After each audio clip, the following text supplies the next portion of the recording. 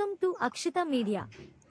ప్రశ్నిస్తే అర్బన్ నక్సలైట్ గా ముద్ర వేస్తారా? అమాయక ఆదివాసులు రాబోతుంది. భారత రాజ్యాంగాన్ని అమలు చేస్తామని భారత రాజ్యాంగం మీద ప్రమాణం చేసిన పాలకులు భారత రాజ్యాంగానికి తూట్లు పడిచిరు. భారత రాజ్యాంగం మీద ప్రమాణం చేస్తే ఆదివాసులను ఎట్లా చంపుతారు? ఆదివాసుల గురించి మాట్లాడితే అర్బన్ నక్సలైట్ అంటారు.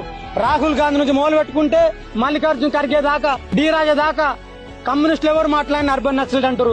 ఇలా వేలాది మంది విద్యార్థులు అందరం మాట్లాడుతున్నాము. మేము ఒకవేళ ప్రశ్నిస్తే నక్సలైట్లు అంటే మేము దానికి ముందు వరుసలో ఉండి మేము కూడా అర్బన్ నక్సలైట్లు కాదు, నక్సలైట్లు అంటాం. విప్లవం గురించి మాట్లాడితే మీరు చంపుతే అంటే ఈ దేశంలో బుద్ధుడు వచ్చిండు, మొట్టమొదటిసారి మార్పు గురించి మాట్లాడు. బుద్ధుని చంపినంత మాత్రం విప్లవం అయిందా? నమ్మాల కేశవరావుని చంపినంత మాత్రం విప్లవం అవుతుందా? సమస్యలను పరిష్కరించేంత వరకు విప్లవం ఆగదు. అందుకే మొన్న మధ్య కేంద్ర కమిటీ సభ్యుడు అభయ్ ఒక ప్రకటన చేసిండు. మీరు మావోయిస్ట్ పార్టీని చంపదలుచుకుంటే ముందు ఈ సమస్యలను చంపడని చెప్పిండు. ఆ సమస్యలేంటి? కుల సమస్య పరిష్కరించమని చెప్పిండు, నిరుద్యోగ సమస్య పరిష్కరించమని చెప్పిండు. ఏ ఒక్క సమస్య పరిష్కరించడు. ప్రశ్నించే చంపడమే బీజేపీ పార్టీ యొక్క ప్రధాన లక్ష్యమే తప్ప సమస్యల పరిష్కారానికి బీజేపీ ప్రభుత్వం ముందు వరుసలో లేదు.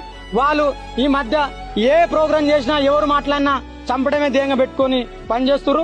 ప్రియమైన ప్రజలారా, ప్రజాస్వామికవాదులారా, మేధావులారా, విద్యార్థులారా, నిరుద్యోగులారా, ఆపరేషన్ కగారును ఆపకపోతే నెక్స్ట్ వాళ్ళు దేశంలో ఉన్న పీడిత ప్రజల మీద దాడి చేస్తారు. వాళ్ళు మెల్లగా దాడి చేసుకుంటూ వచ్చి అంతిమంగా ఈ దేశంలో మనస్ఫూర్తిని అమలు చేయడం